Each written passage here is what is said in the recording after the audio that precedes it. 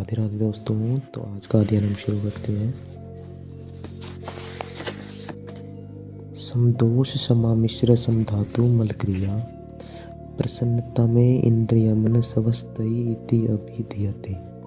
जिस मनुष्य के तीनों दोष वात कफ और पित्त अग्नि जठराग्नि धातु रस रक्त मांस मेधा अस्थि मज्जा और वीर्य मल और मूल आदि उचित अवस्था में हो, जिसकी आत्मा इंद्रिय और मन प्रसन्न तथा अपने अपने कार्यों में लगे हों, वह पुरुष स्वस्थ कहलाता है।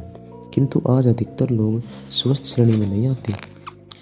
किसी में वात विकार, किसी में कफ का कोप, किसी में पित्त की विकृति, किसी की अग्नि बिगड़ी हुई है, किसी की रसादी धातुओं में क्षीणता, किसी का मल दूषित और किसी के मूत्र अनियमित है।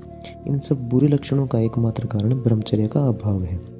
एक वीर्याश्रय से अनेक दुर्गुण उत्पन्न हो जाते हैं। इसलिए जहाँ ब्रह्मचर्य नहीं वहाँ स्वास्थ्य नहीं। ब्रह्मचर्य से अपूर्व मेधा मेधा दिवेश सवेर उपासया। मेधा वह शारीरिक शक्ति है जिसकी अभी सभी विद्वान लोग उपासना करते हैं। मेधा दिव्या वरा शक्ति ब्रह्मचर्य न ग्राह्यते।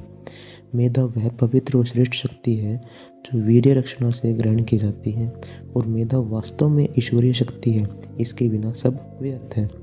इस मनुष्य में शरीर में मस्तिष्क सबसे श्रेष्ठ स्थान माना जाता है। वह मेधा शक्ति इसी विहार क्षेत्र में विचरण करती है। ब्रह्मचारी पुरुषों की मेधा अत्यंत तीव्र होती है।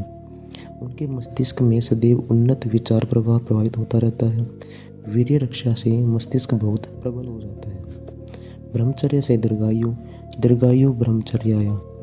ब्रह्मचर्य व्रत के पालन करने से मनुष्य को दीर्घायु प्राप्त होती है।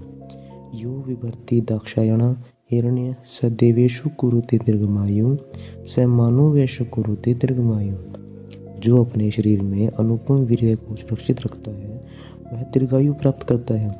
अपने वीर्य को सुरक्षित रखने वाले पुरुष ज्ञानी हो या अल्पज्ञ, उसे दोनों अवस्थाओं में दीर्घ जीवन प्राप्त होता है।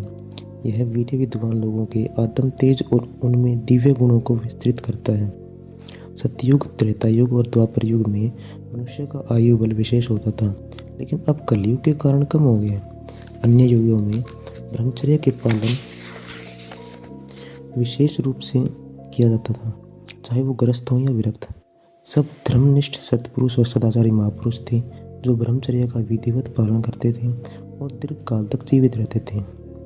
तो धन्यवाद दोस्तों। अगर आपको वीडियो ये अच्छी लगी तो आप प्लीज़ इस वीडियो को अपने दोस्तों को भी शेयर करें और लाइक करें।